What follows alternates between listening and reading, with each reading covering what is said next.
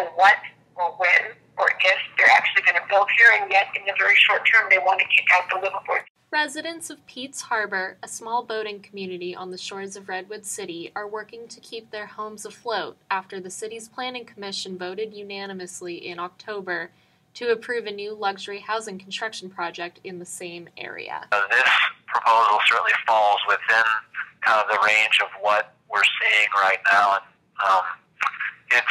this proposal on this property is consistent with the zoning densities that are allowed on that property. So they're not asking for a density bonus or any exceptions to exceed that. So it's consistent with what our rules are currently in place. So there are some things in regard to this project that are on par or kind of within the allowable thresholds that have been set up and exist already. So they're not pushing the envelope on that front.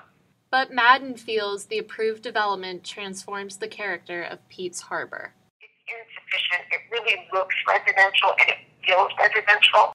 The harbor has existed for more than 50 years, but the current owner is preparing to sell the property and retire.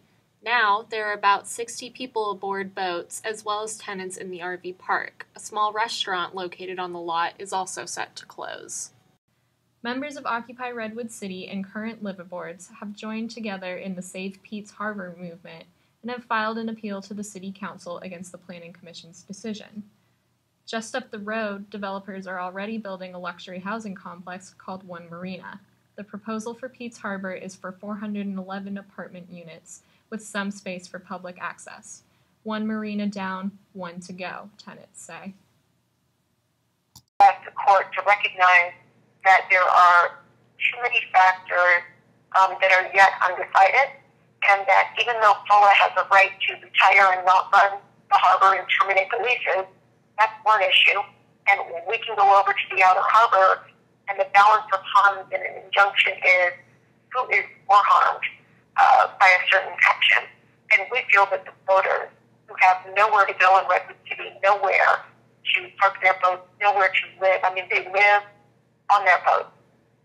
There are a lot of private property and tenant issues that have been raised in the course of the public hearing that aren't within the purview of the Planning Commission. And as empathetic as they may want to be on a personal note, their role as planning commissioners is confined to land use issues and environmental issues.